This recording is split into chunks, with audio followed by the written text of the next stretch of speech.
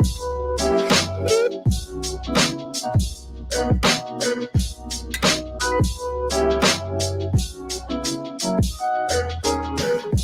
Christmas is my favorite time.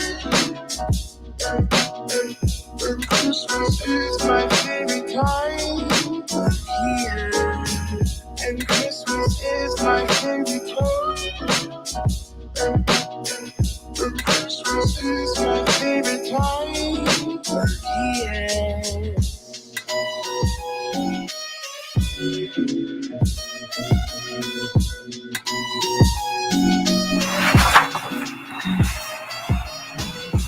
Hello. Check your mic. Hey. No, don't bend down. Oh, hello. Hello.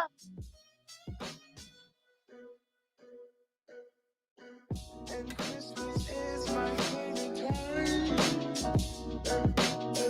And Christmas is my favorite time of year. And Christmas is my favorite time. And Christmas is my favorite time of year.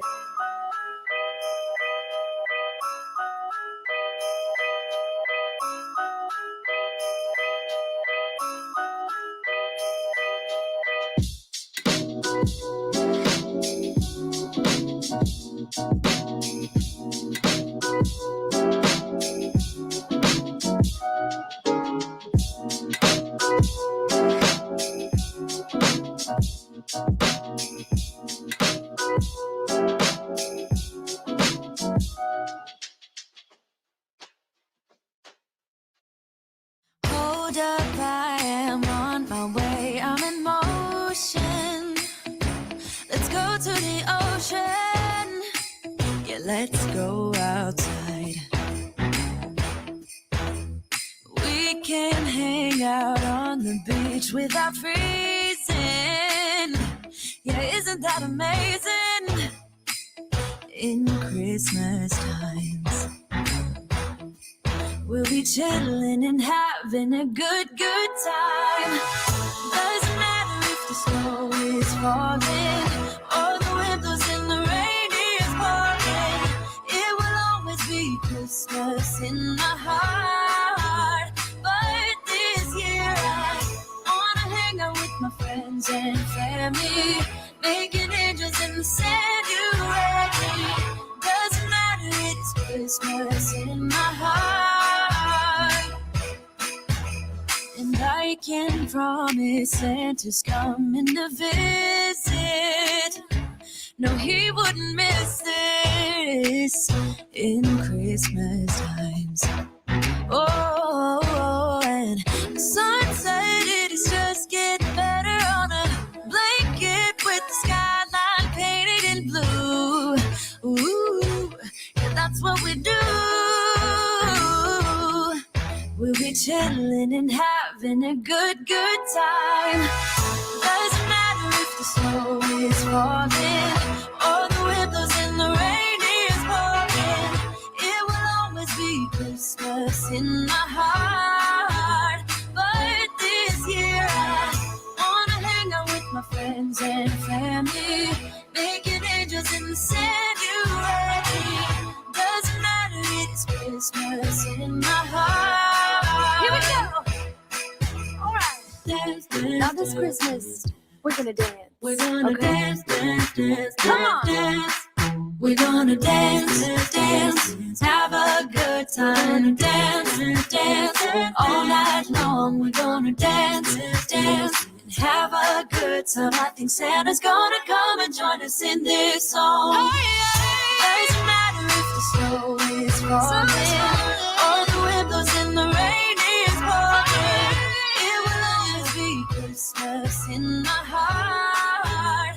But this year I wanna hang out with my friends and family, making angels in the sanctuary. Doesn't matter, it's Christmas in my heart.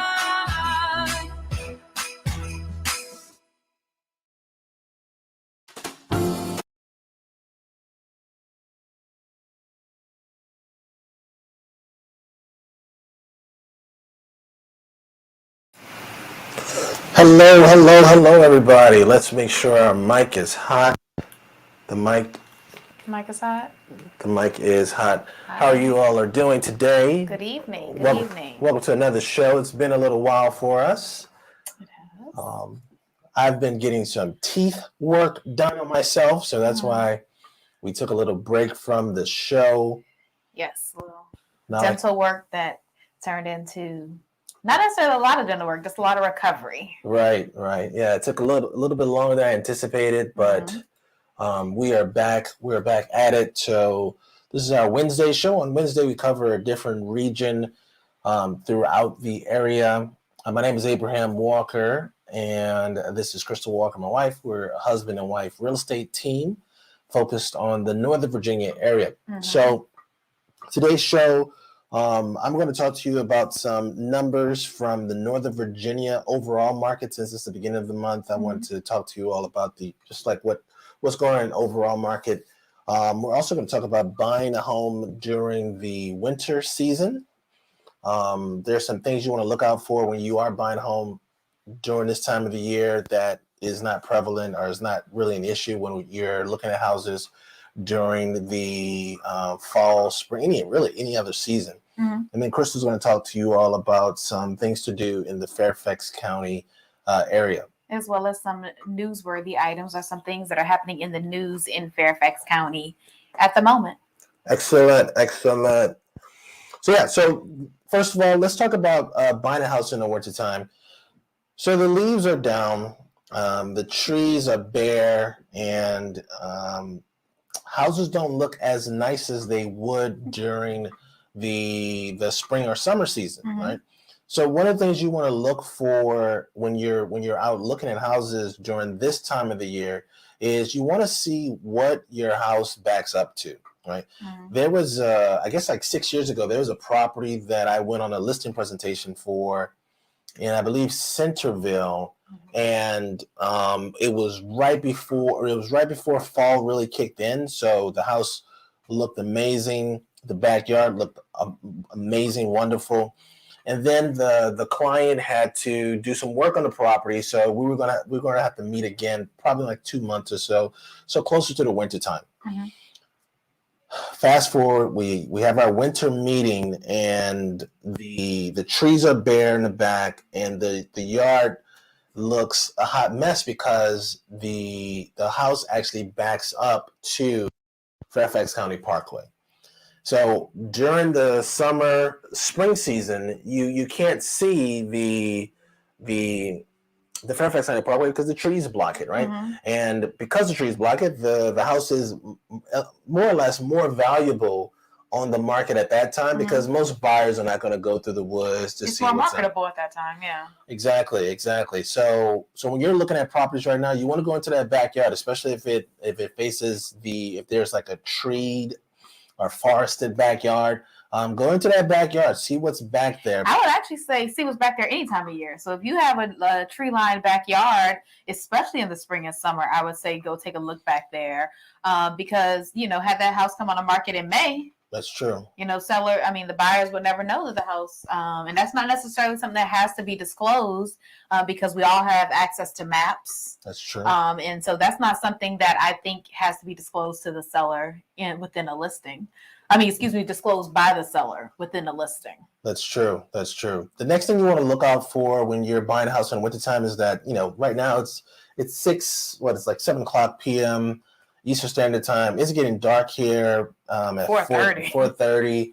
One of the silly things about living up here is that even though people have been living up here for several years, they keep on responding about how it got dark so quickly. Like, oh my, like you'd be surprised how many conversations are being had right now about the it being dark earlier. I'm just gonna go ahead and say, you can say that I feel like it's dark earlier this year than in years past. Think about it. The kids used to get out of school at 4. You're telling me that by 4:30 it'll be this dark? No. Like I said, this is if you're moving up here, just get ready for this conversation. This conversation is going to be like the next month. People are going to be like, "Man, can you believe how dark it is?" All you have to say is, "What? Like, are you serious? I didn't know." Yeah, just play along. Don't confront these people, okay? Don't confront them. despite the seasons happening every season, every year. Okay, so now I have something else to look up. Yes. Okay, so because it gets dark earlier, most people look at houses, I would say, after they get off of work. In the spring, summer season, it's still light outside. You can actually assess, you can look at the property. In the wintertime, when you're looking at properties, in the evening, it's pitch black. That means that you're not going to be able to see much of anything around the property. So if you can only see properties after work, that's understandable. Please bring a flashlight, right? Please bring some shoes that you can walk the perimeter of the house in too, because it's going to be dark. It's going to be hazardous to walk outside at that time of night, and you want to fully assess the property you're buying. You're not just buying the interior of the property. You're buying the exterior. You're buying the view to the neighbors or the lack of the view to the neighbors. All of that stuff goes into the purchase price of the property you're buying. And so just this year, we had a client that put a house we put an offer on the property, and we had a home inspection done. Well, not really a home inspection. Was it the home inspector that killed the deal? I think it was it Stegen? Yeah, Stegen. So a property on Stegen, if we would have sold the property at night, my clients would have just purchased the property. But since we started doing it daytime, we were able to see that there was some water issues in the backyard, which we would not have seen that. And if you did the home inspection on a dry day, you might not have known. Exactly. So that's another thing you want to look out for when you're buying a house in the winter time. Last thing I want to bring up about buying a house in the winter time, well, I guess not the last thing, but one of the last things is you're not going to be able to assess whether or not the air conditioning system works in these properties because of the temperature outside. That means that when you do get a home inspection, the home inspector is only going to be looking at the furnace. So that you could have half of the system working in the property. This is just a risk you're going to have to take. And it comes with buying a property during the winter season. So, or even late fall, it may even be an issue. Just when the temperature drops, there's really nothing that the home inspector can do. So if you're buying a property in wintertime, make sure you get your HVAC system serviced. If you're just moving in, right, because you don't know if the air conditioning system works, make sure you get that property serviced, the HVAC service, as soon as the temperature, I believe it can rise above 60 degrees. And then you can actually get it serviced and make sure it's in working condition. Okay, this is the last thing.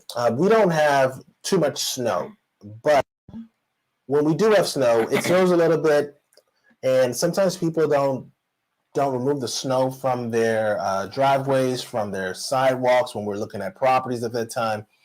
So you probably want to bring yourself a nice pair of boots, right? This is not the time to look cute when it snows, right? Because if the property is vacant, that means no one has shoveled the stoop, the sidewalk, the driveway, and it can get dangerous for us when we're walking out there. I don't want you to slip and fall. Yes, I've shown properties in that weather, and it is not conducive to really to high heels or hard bottom shoes. That's true.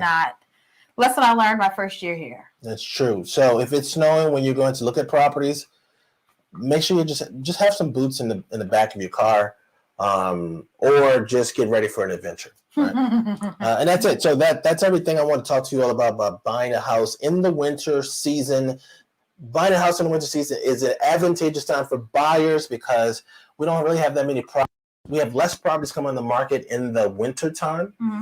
And usually the individuals who are putting houses on the market in winter time, they have to sell because our most favorable time of the year to sell a property is really in the spring season. And so if an individual cannot wait, this is a great opportunity for you as a buyer to either secure a property with less competition. I'm not going to say you can get too much of a discount. Yeah, I think that the less competition is probably a bigger advantage than even trying to get a deal because as we saw this last spring and summer, we're looking at, multiple offers within 48 hours of property coming on the market. Right. So just the advantage of having less competition, just the fact that properties might actually be on the market for a week versus going under contract in 2 to 3 days.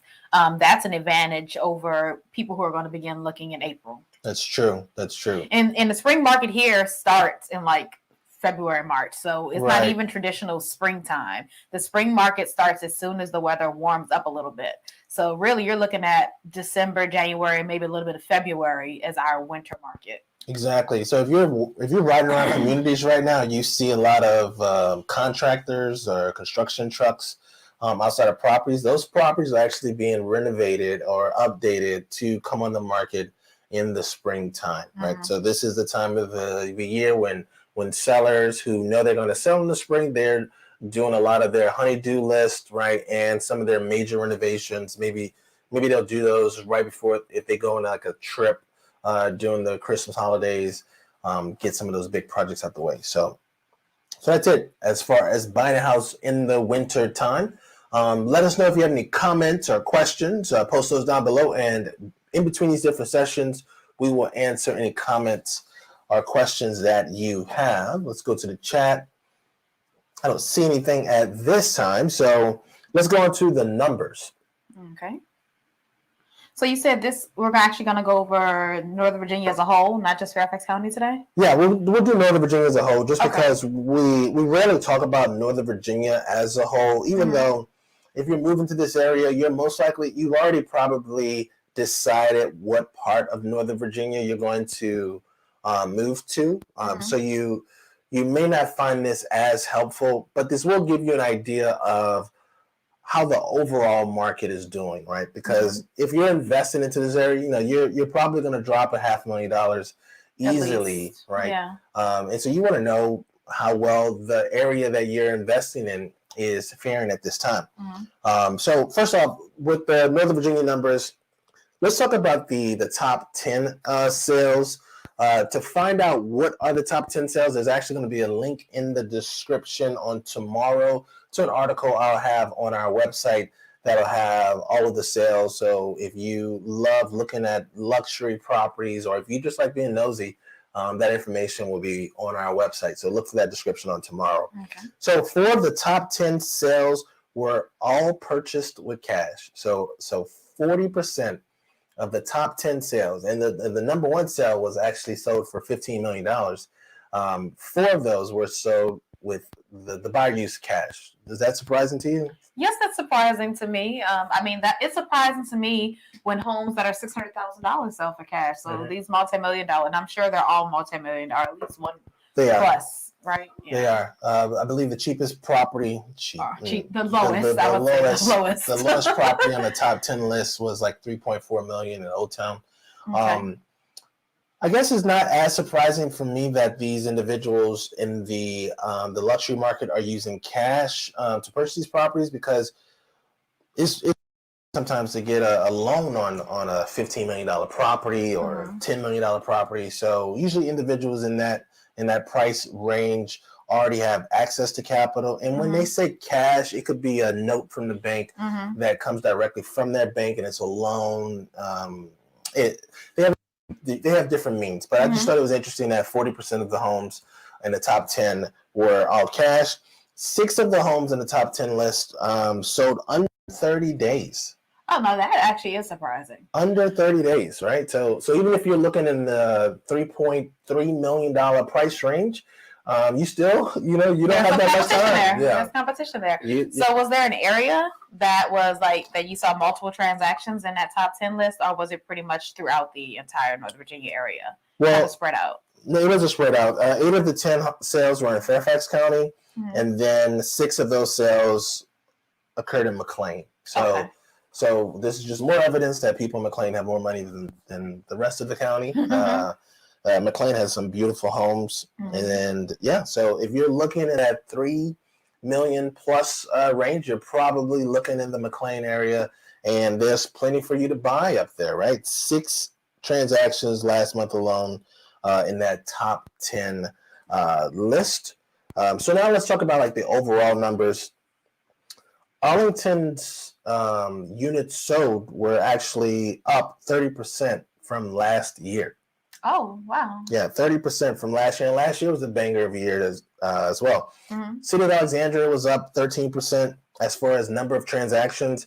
Fairfax County, Prince William County, they were both in the 4 to 5%, which is kind of normal. Mm-hmm. And then Northern Virginia as a whole was up 8%. Now, the average sales price in Fairfax County actually dropped 1% from last November. So we're looking at November 2021 to November, comparing November 2021 to 2020.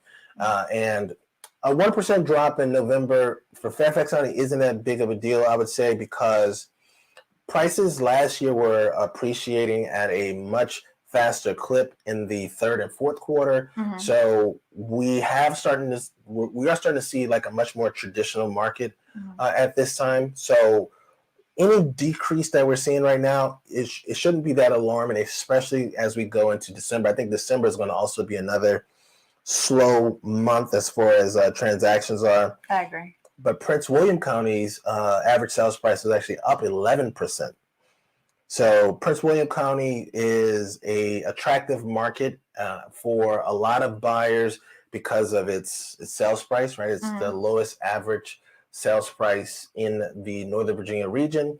You can also, now you don't have access to a metro, right? So it's one of the few areas in the Northern Virginia area that doesn't have access to a metro, but you do have access to an HOV lane. There isn't a VRE. So there are ways to get to work quicker than, traditional means. I wouldn't be surprised if a lot of those spring and summer buyers who are not able to get homes in Fairfax County decided to go to Prince William, right? I can see that. Because there were so many people who were unable to purchase earlier this year. They maybe just got exhausted from, losing out on offers and probably figured they had better luck out in Prince William County. That's true. I also believe that Fairfax County probably lost a couple buyers to Prince William County just because Fairfax prices increased almost 10 to 15%. So when you're already talking about $500,000, a 10% increase is substantial. So that kind of pushes you into Prince William County because Prince William County is about $75,000 less expensive overall compared to Fairfax County. So I could definitely see more people just going south to take advantage of. That's true. I mean, a lot of people probably priced out of Fairfax County altogether because it used to be a time where, $500,000 was like entry level. That's true. Now we're looking at entry level being, $600,000. That's true. So just a couple more numbers because I don't want to bore you. The average days on market in Arlington were up 50%. The days on market. So that means it took 50% more time than last year. Now keep in mind, last year homes were selling like you put the sign in the yard and they would just sell. So 50% for Arlington and also Prince William County, the average days on market increased by 50%.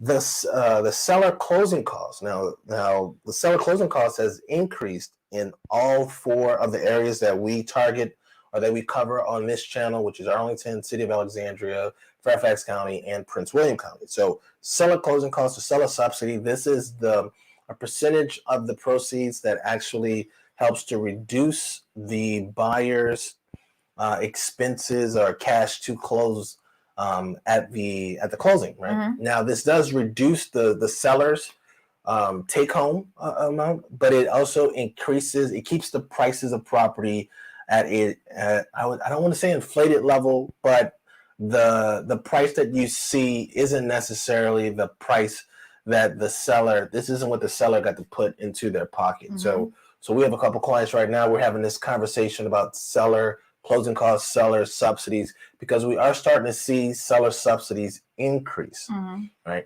And if they continue to increase, you just have to price your property with a seller subsidy. Keep that in mind. Right. We even had a conversation with a client yesterday when you were showing them the comps in the email that I sent them beforehand. I was like, hey, keep in mind, this many properties actually have seller subsidies. So when you're coming up with that price, keep in mind that, you may actually end up getting, an offer that's requesting some help on that end. That's true. The property that Chris was talking about is a property in Kingstown.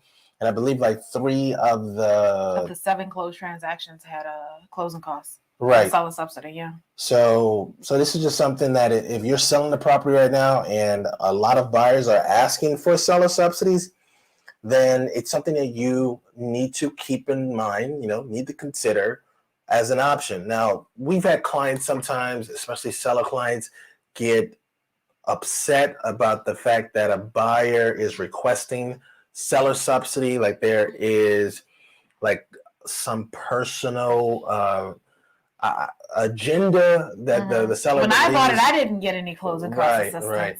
That's what we hear most often, actually. Yes, or we'll hear somebody say, well, if they need sellers closing costs, like they can't afford to buy a house then. So, if they need $5,000 from me. Yes, and that's really not the way we look at it. Seller subsidy, seller closing costs, it reduces the amount of cash the buyer brings to the table. This isn't to say that the buyer doesn't have the cash. It just means that the buyer would rather use a seller subsidy or the closing costs or take some money out of their equity, right, to use towards purchasing the property.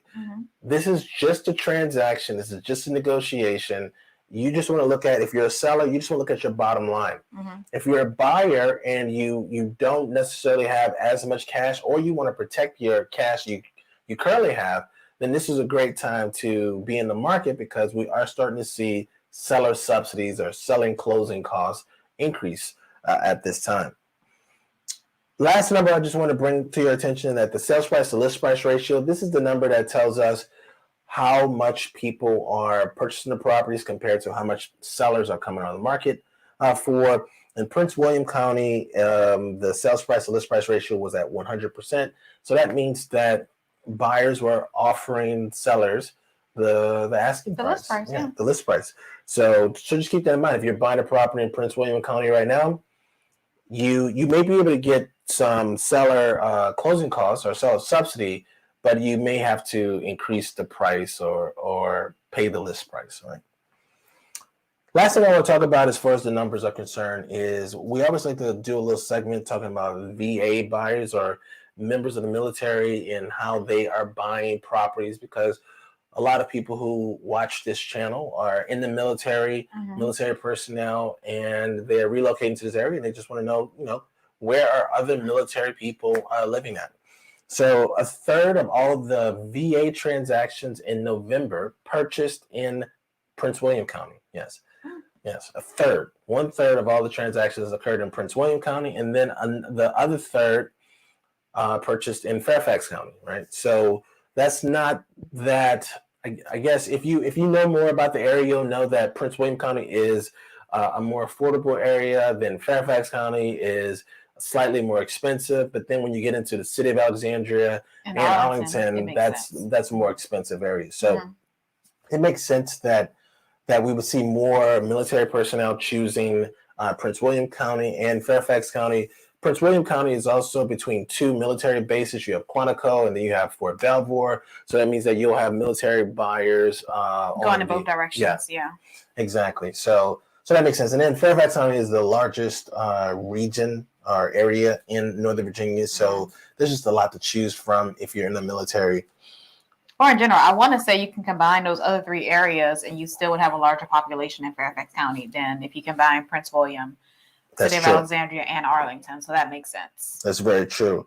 And then the average seller concession, right, for a VA buyer. So a lot of our VA clients are using their VA loans so that they can do a 0 down loan. So that usually requires that the seller provides some closing cost assistance. The average concession seller closing cost was $7,800 for those VA buyers, individuals who use the VA loan. So this is great news for our VA clients, because that means that you will be able to negotiate closing costs and reduce the amount of cash you have to bring to the table to enter into a property. Last number from our VA clients is that the average sales price for VA buyers was $640,000. So those are the numbers right there. Those are the numbers for Northern Virginia. If you have any questions feel free to reach out to us. Our number is right here in the little ticker right here at the bottom there. We also have a perfect home questionnaire. If you're ready to jump into the market and you have some questions that you want to get personally answered rather than doing a comment, there is a link in the description to the perfect home questionnaire. Fill that questionnaire out and we will schedule a time to do a virtual call via Zoom, and we'll answer any questions that you have about the real estate market. Excellent. Excellent. All right. Well, to keep on, we talked a little bit about our military personnel and our military buyers. And so the first thing I want to talk about is a news article that just came out this week about Purple Star schools. So if you're familiar with Purple Star schools, Lane was a Purple Star school a few years ago. Right. A Purple Star school is a school that has been recognized by the Department of Education as a school that they're recognized with a special award, saying that they are specifically welcoming to our military personnel and to their students and making that transition smooth. When you have students who are moving in from other areas, or people are PCSing from other stations, then kids may be moving in the middle of the school year or just transitioning constantly. So these schools each have a specific program in place to assist with that transition. And so there actually were 11 schools that were designated as Purple Star schools this year. And over the last few years, we've seen that number kind of grow, with the exception of 2020, which was a unique school year. But so right now there are 11 schools that have been designated with that. And each of the schools kind of have like their own take on it. There's no blueprint. One school has and these are all elementary schools, by the way, but one school has a monthly club for students who are military personnel where they can get to know one another and other students who are transitioning at the same time. There's another elementary school that has like a buddy program. So they have a student who may be a few years older, who previously PCS or previously transitioned to the school. And they're kind of like a big brother, big sister to the other student. And so this program has been going on for the last few years. This is actually the 4th year that the program has been going on. And it is something that these schools have to reapply for and show the Department of Education exactly what they're doing to welcome our military personnel as a student transition from state to state and school district to school district. But it's not just about how they welcome the students. It's also they have a liaison in place that will work with the previous school or school districts to make sure that there's a smooth transition for the students. And so they have 11 new schools that have been added to that. And I want to say we have around 60 elementary schools in Fairfax County. And between the 11 from this year, 3 from last year, and 18 from the year before, they're actually doing a pretty good job at making almost all the elementary schools in Fairfax County those Purple Star schools to welcome our military personnel in. That's cool. So do the Purple Star program, do they talk to the military personnel before they come in? Like how do military personnel find out that a school is a Purple Star? Well, so each of these schools has a liaison. So most schools in Fairfax County have a parent liaison. So when you reach out as a parent, when you reach out to them, if you let them know that you're military personnel, then they may hook you up with the liaison for the military personnel. Gotcha. So each of these schools does it in a different way. So like I said, some of them have specific programs. Other than just have like a welcome wagon, which is, they have someone that does intake specifically for this type of student. But then some other schools, Island Creek, which is in our area, they go a step further by having specific programs in place for those students. Gotcha. Excellent. All right. Let's see. We have 2 other little news topics today. The next one I'm going to talk about is actually about the Fairfax County Libraries are now distributing the at-home COVID test. COVID tests have been hard to come by just nationwide. Just at-home tests have been hard to come by. And for students in particular, right now, if there's a close contact, parents have to go out and get a test for their student if they're a close contact and provide a negative test before the student, even if they're asymptomatic, provide a test. And so as of this week, all the Fairfax County libraries are offering free take-home COVID tests. Okay. And so we have 13 community libraries and 8 regional libraries, and all of them have the test. Now, you can't take the test there. These are at-home tests that you would actually bring to your home. to take the test. And so those are now available. You don't have to be a Fairfax County resident, and you don't have to provide any identification. But you can go to any of the Fairfax County libraries, pick up an at-home test, and they're available 7 days a week because all of the community libraries open between Monday and Saturday, and then all regional branches are open on Sundays. So 7 days a week, you'll be able to pick up a test if you need to get a at-home COVID test, or if you just want to have one on hand. So in the event that you do need a test, you're not scrambling to get one at the last minute. How do you get one? Do you Here? Yes. You just go to the library and pick one up. Okay, so you just have to show your ID? No, you don't. You don't have to show your ID. You don't have to be a resident. You could just go and request, just walk into any of the branches and request a test. Interesting. Now, they do ask if you do believe you have COVID or you have any symptoms, they ask that you call beforehand, and then you could do like a drop off so you don't have to come in contact with anybody. Gotcha. Excellent. So that was actually shared by one of our neighbors in a local group recently. Cool. And then the last bit of news I have for Fairfax County is after 15 years, the county actually voted just today. It was just announced that they are increasing the senior tax relief. And so for the last 15 years, they've had the same limits, income limits for tax relief for seniors and disabled folks. And so this year, they actually increased the limits. What's going to take effect in January. Okay. But they're increasing the income limits. It used to be to get 100%. It used to be 72,000 was the maximum income. It has not changed in the last 15 years. And it just increased to 90,000. And for the 50% increase, it went from 62 to 80,000. And I'm sorry, for 100%, it went from 52 to 60. And for 25%, it went from 72 to 90. And they're actually going to change it again in 2023, and they're going to add a 75% tax relief bracket, which has never been included previously. Excellent. They're also going to increase the net worth limits, and that's going to increase this year from $340,000 to $400,000. And so this has been a long haul with no change. Like I said, over the last 15 years, there's been zero change in that. And so that was actually just approved today by the county, by the Board of Supervisors, the Fairfax County Board of Supervisors. And so that's going to take you'll be able to take advantage of that as of January 1.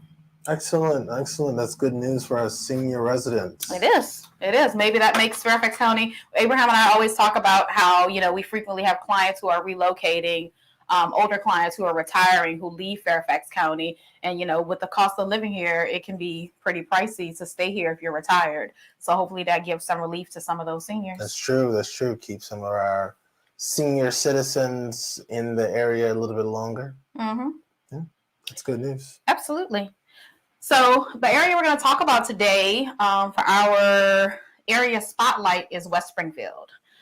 So we have a video already about Springfield on the channel, everything you need to know about moving to Springfield. But one of the things we want to focus on as we do these weekly live streams is to kind of highlight one area. And rather than highlighting a specific subdivision, West Springfield is within Springfield. So I wanted to talk a little bit more about not a specific subdivision, but just a part of town.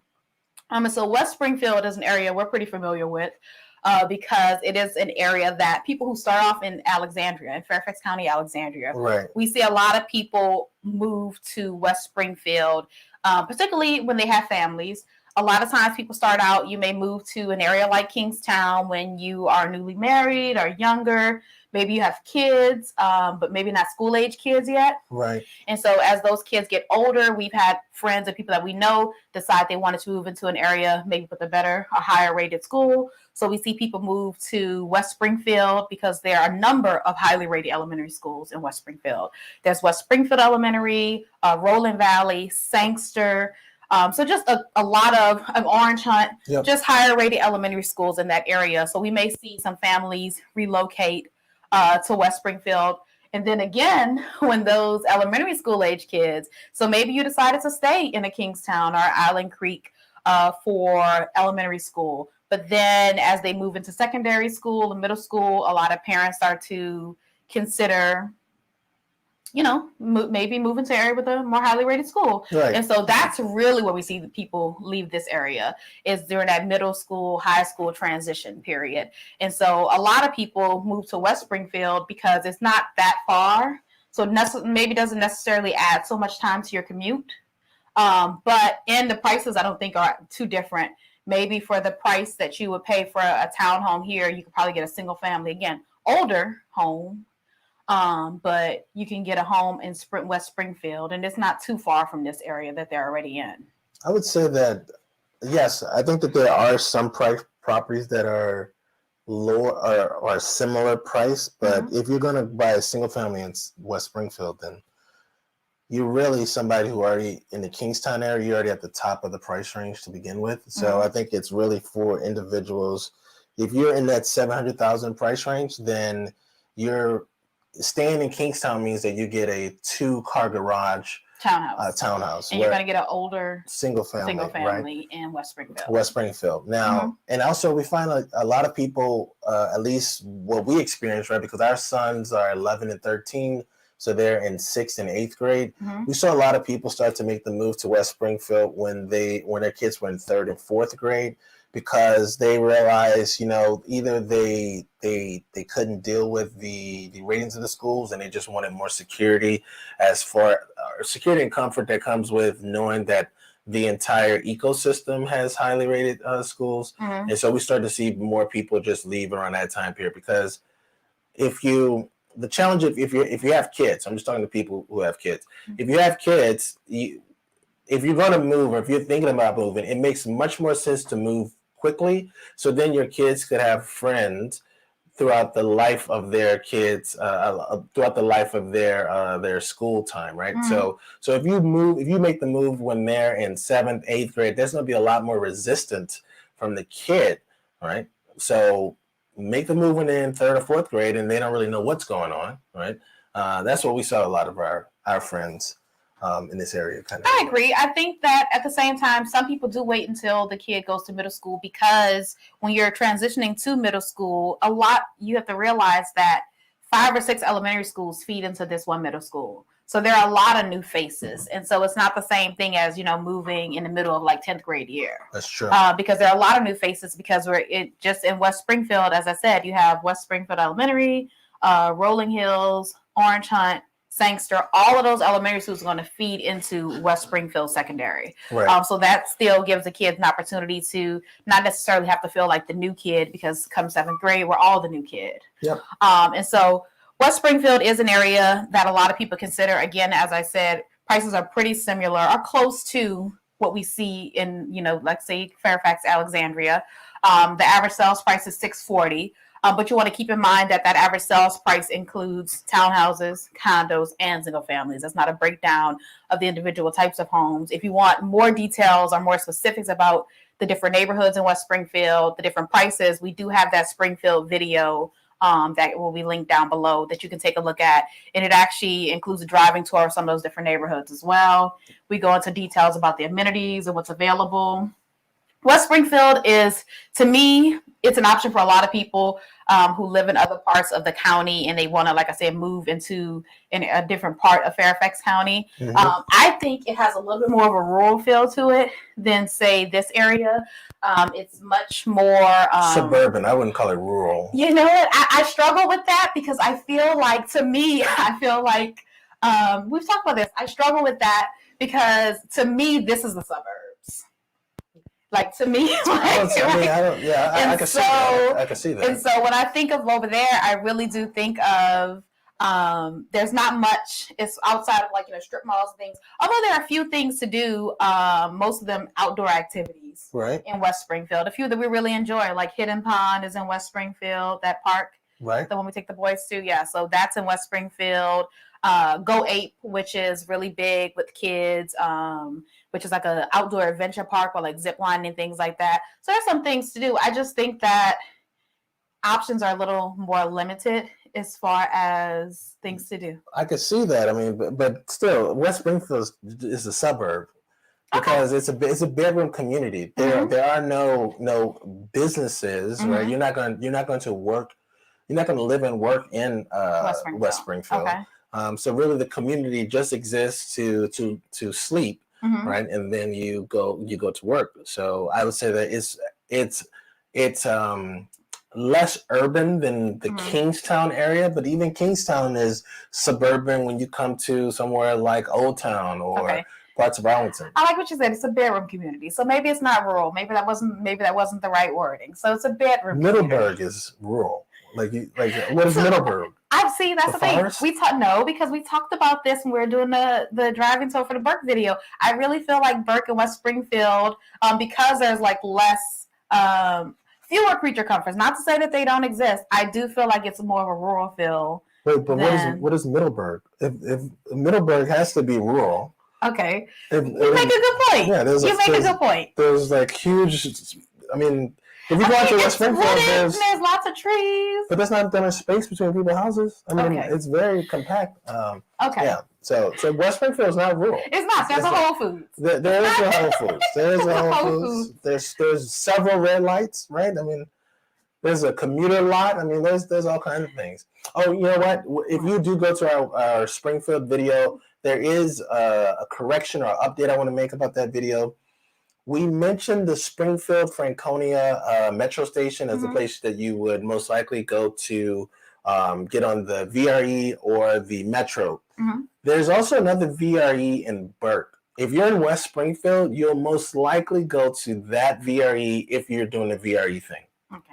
Also, another cool thing about West Springfield is you can get on the commuter buses from like Daventry. That's true. Also, it's not far from the slug line. So there's a few reasons people choose to live there. It's really popular amongst our military personnel, not just because of the schools, but also because it's a pretty good commuting spot. It is a good commute spot for Fort Belvoir, for the Pentagon. I don't think you'll be making the trek down to Quantico from Springfield. I don't think it's really worth it for you. Unless I think that West Springfield is going to be the top rated school from if you look at distance from Quantico.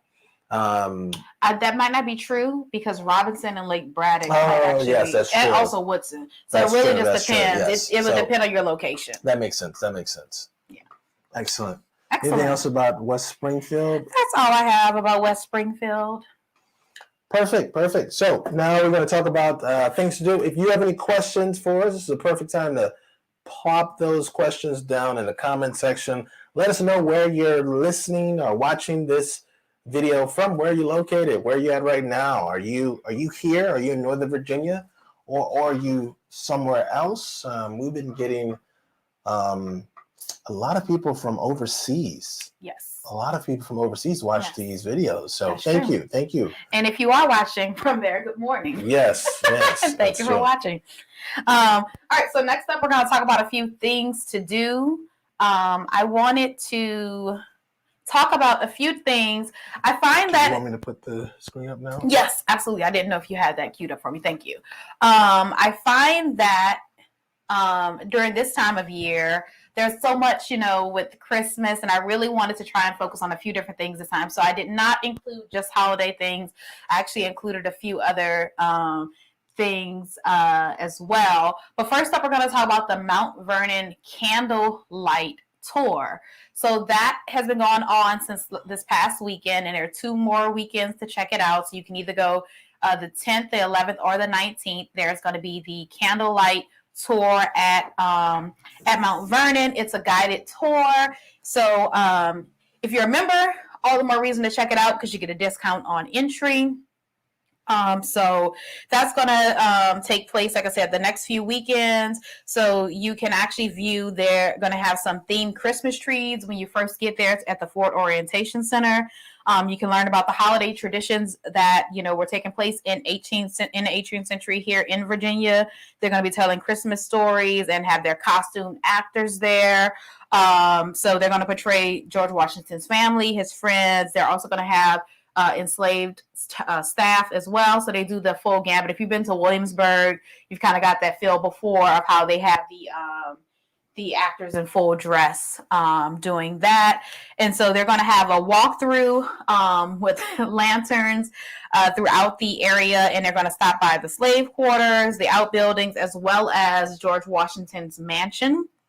And so they'll have 18th century musicians, carolers, and you can also stop and have a snack, including ginger cookies and spiced cider, Abraham and I used to like to go to events at Mount Vernon when we were members. And so I actually think this is a really cool one to have the opportunity to see Mount Vernon at night because it's usually not open, during that time. Yeah, it's a cool place. The parking, I don't think that this is going to be as popular of an event as the fireworks on 4th of July. So you should have easy access to parking and just get out and go explore this place. If you haven't been, just get out there, put it on your list so that nobody can tell you to go again. And you're right. I don't think it's not going to be as busy. First of all, it's multiple days. The 4th of July thing was just a one-day thing. Oh, that's true. But also, typically, when they do have bigger events, they do offer shuttle service. Because as you recall, we went there for the 4th of July. We parked at one of the local schools, and we were able to take the shuttle. Yes. So whenever they have larger events, parking can be a bit of a beast, but they always have shuttle service available during those events. And that's how you can kind of tell how busy something will be at Mount Vernon, is whether or not they're offering that service or not. Yes, I can see that. That makes sense. It's a beautiful place, beautiful landscape. The daytime fireworks were lackluster. I would not recommend. We tell all our friends not to go, and since you're watching this, we consider you friends. Don't go. Yes. Well, you know what? I'm gonna have to be to the center here because Abraham II actually brought those up when we went to the fireworks this past weekend. He actually mentioned those powder fireworks. So they weren't great, but it was a different experience. We went to a few years ago. We went to Mount Vernon for the 4th of July celebration, and there's this fireworks display, this daytime fireworks display over the Potomac River. And so we're like, hey, fireworks in the daytime, that sounds interesting. And so there were these powder fireworks, and it's just like this very light pastel poof. Yes. Of seconds. It was almost like you do a fun run and they're throwing the powder. Yes, it was like that. It was still a nice time. The vibe was nice, No, it wasn't. First of all, there's a couple of reasons why you shouldn't go to the daytime fireworks at Mount Vernon. First of all, it's packed. It was packed. You have to park at some school. You don't know where you are, and then you have to wait for the shuttle. There's no app to tell you when the shuttle's coming. You don't know where you're at, right? And then this is probably a neighborhood you don't know anything about. It's very confusing. I live here and I was confused, right? So that's the first thing. Secondly, it's a trek to get from the gate, right, from the opening gate to the fireworks station, right? So it's a trek. Okay. And July in Northern Virginia is not a fun time. Okay. It's not a fun time. It was hot, right? It was hot. And also, we had kids. And they were younger too. And they looked like they were sweating. Was there food? I don't think there was any food. It was 4th of July, no barbecue. Maybe not. Maybe don't go. Food. Maybe don't go. Also, there was no seating, right? So you think to yourself, I paid this money to get to this thing. I'm going to be able to sit in a comfortable chair. No, there's no comfortable seating. You're sitting on the grass. And then the event only lasts maybe 5 minutes. Yeah, it was really brief. Super brief. We were like, is that it? But again, so I'm much more of I enjoy the experience type of person. Yeah, it's a great experience. And so it was an experience. We got to say we did it. And now look, we have something to talk about. Yes, so, but I don't think they want to talk about this. Okay. I think that, I don't know if you... Moving on. I don't need a slide for this next one. I just want to share... we're starting to see movie nights and family movie nights start to come back as things are reopening. And so we did a video recently on Falls Church, and we mentioned Eden Center. And so that was that huge market that you drove past. Well, they actually have a family movie night coming up. It's actually going to be this weekend. They're screening The Grinch. And so it's a movie night there. They're going to have popcorn and holiday candies and cookies. And so if you're looking for something to do this weekend, family movie night at Eden Center. Like I said, a lot of stuff is starting to reopen. So we're seeing a lot more options as far as things to do out and about in the world. So that's pretty cool. That's true. Yes. Our youngest son just got his vaccine, his second dose of his vaccine today. So that means that we will be able to go see Spider-Man, the Spider-Man movie in 2 weeks. We're probably going to go see it at the IMAX.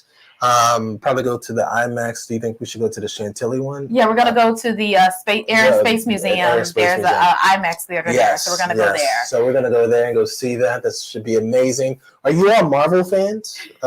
If you are, this is the channel for you. Yeah, we're Marvel people. We're definitely Marvel people. We'll convert you. Okay, so next up, as I said, I had a few things that are not holiday related. This is actually what I'm really excited about. I don't know if we're going to have a chance to go this weekend. I have to talk to the Walkermen and see. But there's Friday night Skywatching. So recently, our oldest son has gotten into astronomy, and he actually asked for a telescope for Christmas. And we quickly found out from a neighbor that we should not get him a telescope, because the guy said, we're not looking to spend $500 on a telescope. Don't waste our money buying a $200 one. So next best thing, the what is it called? Hold on a second. If you go to the Turner Park, you can actually see they have the Turner's Farm Park. Excuse me. They have a roll top observatory. So it's actually a building you go to. The top rolls back, and they have like these 4 huge professional telescopes. Mm-hmm. And they offer classes all the time, year round. There's all types of classes on astronomy. And most of the classes, I checked them out, most of the classes are like between like $5 and $8. Right. But they actually have a free event on Friday nights where you can actually go and look at the stars. Interesting. So I'm going to see. I don't know if this weekend is going to work, but we're going to go check it out. They actually have. I mean, this is just one of the Fairfax County parks, which is amazing. I feel like living here, you're constantly learning about new things, and you're always just gobsmacked, like, oh my God, this is available. I was actually just recently looking for a planetarium to take Abraham II to, and I realized that all of them in the area are closed. And so in doing that research, I found this. And so you can go and do this Friday night Skywatching. You don't have to, there's no registration, just show up. The park is in Great Falls. And so that's going to be a great location just to see the stars, because out in Great Falls, you're a little bit further away from the city. So beautiful sky. Really excited about checking that out. I don't know if we're going to make it this weekend, but I hope that we are able to. And so, yeah, you can register for classes. Just follow this link. There's so many different classes available. This first astronomy festival one is like a campfire, and they'll like tell stories and give you history about astronomy while you drink some hot chocolate. And so all of these different classes are available. Like I said, most of the classes are like $8. And they're available for little people. Like some of the classes, you could be as young as 6, but most of them, the limit is 8. Which is just really impressive. And this is just here in Fairfax County. I swear I'm just always finding new things that are available here. It's incredible. This place is great for nerds. This is like a nerd heaven. It is. It is. Out every day here. Yeah, and so I just wanted to include that. We do have a comment there if you want to post that. We have Just a Dude left us a comment, and let's see, Just a Dude is watching from McLean. Hello. Hey there, how you doing? We're doing pretty well. We're doing very well. It is coat season for us. Mm-hmm. I don't know where you're from. You know, we see some of our friends that are from the true north that are still wearing shorts and sandals. Yeah. Depending on how long you've been in McLean. Do you consider this true winter or not? Right. This is Parker season for me. Yes. I'm in Parker, fur around my face, I have gloves on, everything. Thermals, everything. All right, so what's the... I have one more, and this is going to be, just like I said, I want to add another non-holiday item. And so this is going to be, if you're not from here, you may not know this, but not Fairfax County, but Virginia actually has quite a few wineries. That's the thing here. I was really surprised when I moved to this area. So one of the most popular is the winery at Bull Run, and they actually have a event going on. It actually is going on right now, and it's going through, I think, the next 2 weekends before it ends. It is called the Grape to Glass Experience, and so it's going to be to celebrate their 2021 harvest. And so you get to taste some of their new wines, and they have a couple of different packages available. It is an outdoor event, but you could actually book a heated table. And you can do anything from like a single person up to groups of 6. And so this is probably your last opportunity to visit a winery this year. before everything closes down due to the weather. So they have adult lawn seating, family heated seating. So that's going on for the next 2 weeks. So if that's your thing, if you enjoy a nice glass of wine and you want to visit, you get to visit the estate. So it's not just, tasting wines. You get to take a tour and everything. So you should check out the Grape to Glass celebration that they have going on at Bull Run. Like I said, it's probably one of the most popular wineries you hear about the most here in the area. It is. It's definitely the one that most people invite you to if they're going to go have themselves a few beverages. Excellent. Good. Well, that's it for today's show. We'll stay here for a few more minutes to answer any other questions that you may have. If you have any real estate related questions, please let us know. Or if you've checked out any of these attractions, maybe you've gone to the roll top roof, the Turner Park Observatory. The Turner's Farm Park Observatory. Yeah, if you've gone there, let us know. Put it in the comment section. If you live in West Springfield, or West Springfield is on your places, one of your places to live, let us know. We'd love to answer any questions that you may have. I'm going to put on a little Christmas music. It's Christmas time. I love Christmas because of the Christmas music. There's no Thanksgiving music. You would think that they would. And Thanksgiving is the better holiday. It needs to get some music. Let's see. All right. So we'll stay here for just a few more minutes as we. Let's see. We're at 5. You got it on, or you have to I think check? Okay. Yeah, so I'm going to talk to the other walkers and see if we're going to be able to check out that observatory this weekend. I got to check the weather, but I think when I checked earlier this week, it's supposed to be clear skies this weekend. So we shall see. We might have some clips from that for our next video. And while we're waiting to see if we get any more comments, just this past weekend, we actually have a video on the channel. We took the kids to the Old Town Holiday Boat Parade. And so, can you hear me? Yeah, here. Okay. We actually went down to Old Town on the Potomac River and we saw the Holiday Boat Parade, which that was our first time. I hadn't even heard of it previously, which I'm saying we're always finding new things to do here. But there are actually 2 holiday boat parades in the area. First of all, there's the one we did in the Old Town, but at the same time, there was one on the wharf in DC.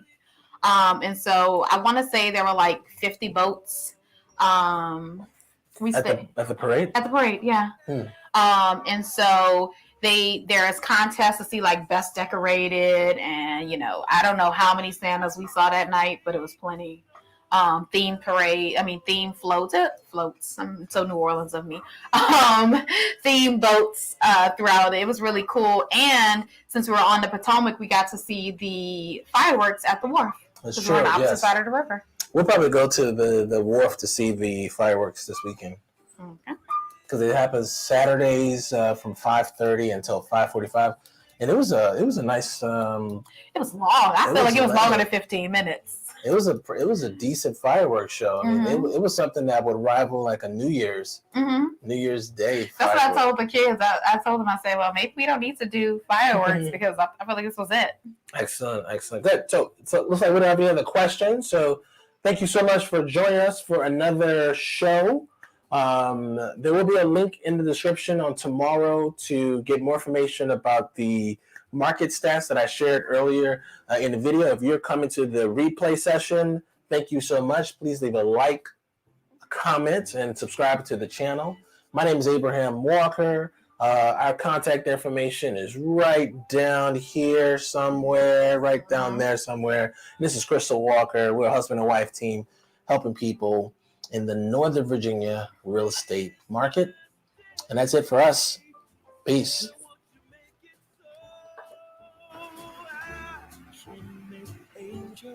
In the snow,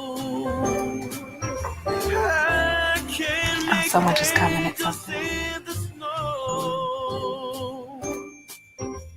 I can make angels in the snow.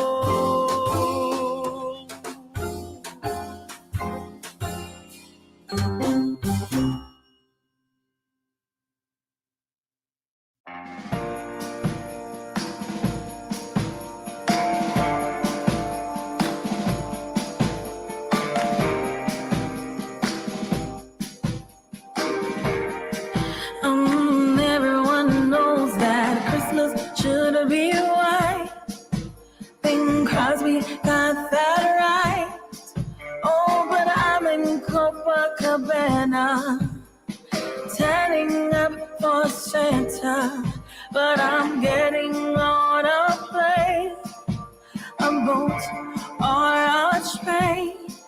I'm setting a new course, bearing straight due north. Santa, hold on. Santa, hold on. I'm not gonna leave you hanging by yourself. Santa, hold on. Santa, hold on. I'm not gonna leave you alone with all them bells. Hold on, Santa, I'm on my way. Let me tell you about old Saint Nick and me, as tight as can be.